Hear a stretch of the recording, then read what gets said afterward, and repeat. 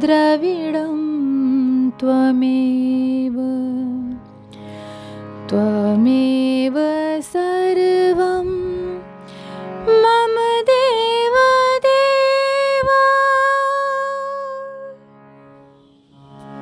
श्री गर्ग संहिता के विश्वजित खंड का 37वां अध्याय।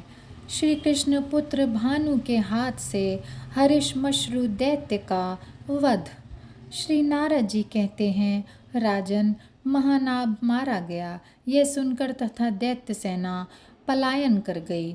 यह देखकर मगरमच्छ पर चढ़ा हुआ दैत्य हरिश्मश्रु समर भूमि में आया। उस समय हरिश्मश्रु दैत्य के ओठ फड़क रहे थे। उसने यादवों के सुनते हुए अत्यंत कठोर वचन कहा।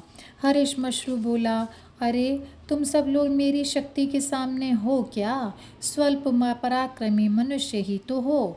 दीनहीन होने पर भी केवल अस्त्र शस्त्रों के बल पर जीतते हो। तुम जैसे लोगों में पुरुषार्थ ही क्या है?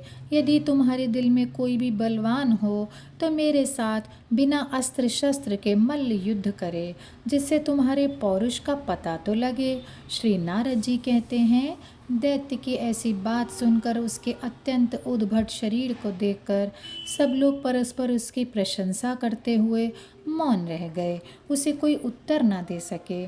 तब सत्यभामा के बलवान पुत्र भानु सबके देखते ही देखते मन ही मन भगवान श्री कृष्ण का स्मरण करते हुए रणभूमि में अस्त्र शस्त्र त्याग कर सहसा उसके सामने खड़े हो गए। राजन, महाबली हरिश्मश्रु तिमिंगिल मगरमच्छ की पीठ से उतरकर भुजाओं पर ताल ठोकता हुआ संयत्र होकर सामने खड़ा हो गया, जैसे दो हाथी वन में दांतों द्वारा परस्पर प्रहार करते हों। उसी प्रकार वे दोनों वीर बाहों से बाहें मिलाकर एक दूसरे को बलपूर्वक ढकेलने लगे। राजेंद्र, उस दैत्य ने भानु को अपनी भुजाओं से 100 योजन पीछे उसी प्रकार ढकेल दिया जैसे एक सिंह दूसरे सिंह को बलपूर्वक पछाड़ देता है। तब पुनः श्री कृष्ण कुमार ने महान असुर हरिश्मश्रु को बलपूर्वक सहसा सहस्त्र योजन पीछे ढकेल दिया। तत्पश्चात दैत्यराज हरिश्मश्रु ने अपनी बाह को भानु के कंधे में फंसाकर उन्हें अपनी कमर पर ले लिया और फिर घुटना पकड़कर उन्हें पृथ्वी पर पटक दिया। तब भानु ने अपने बाहुबल से उसे पीठ पर ले लिया और उसकी जांघें पकड़कर उस दैत्य को धरती पर दे मारा। तदनंतर वे दोनों पुनः उठकर भुजाओं पर ताल ठोकते हुए खड़े हो गए। राजन, वे दोनों फुर्ती दिखाते हुए गरुड़ और सर्प की भांति एक दूसरे से लड़ने लगे। दैत्य ने अपने बाहुबल से श्री कृष्ण नंदन भानु के पैर पकड़कर उन्हें आकाश में लाख योजन दूर फेंक दिया। आकाश से गिरने पर भानु को मन ही मन कुछ व्याकुलता हुई, किंतु जैसे शैल शिखर से गिरकर प्रहलाद बच गए थे, उसी प्रकार श्री हरि की कृपा से भानु की भी रक्षा हो गई। तब श्री कृष्ण कुमार ने हरिश्मश्रु की लंबी दाढ़ी पकड़कर उसे घुमाया और आकाश में लाख योजन दूर फेंक दिया। आकाश से गिरने पर उसके मन में भी कुछ व्याकुलता हुई। फिर उसने दाढ़ी को अपने मुंह पर संभालकर भानु को एक मुक्का मारा। राजन, फिर 2 घड़ी तक उन दोनों में मुक्का मुक्की का युद्ध चलता रहा। हरिश्मश्रु का अंग अंग पिस उठा। तब उसने भानु के मस्तक पर बड़े वेग से पत्थर मारा। तब तो भानु के क्रोध की सीमा ना रही। उन्होंने लाल आंखें करके एक वृक्ष उखाड़ा और उसे दैत्य के मस्तक पर दे मारा।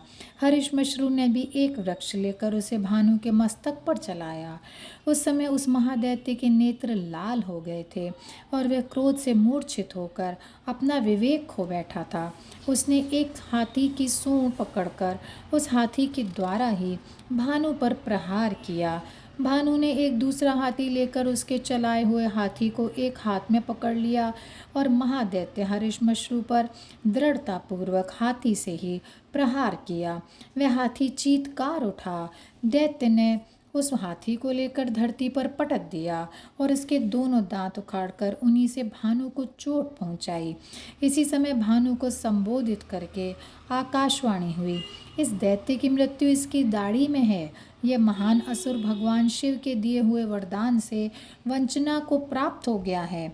महाराज, आकाशवाणी का यह कथन सुनकर भानु क्रोध से भरकर दौड़े। उन्होंने दोनों हाथों से दैत्य के पांव पकड़कर बारंबार गर्जना करते हुए उसे घुमाया और सबके देखते ही देखते भूपृष्ठ पर उसी तरह पटक दिया जैसे बालक कमंडलू को गिरा देता है।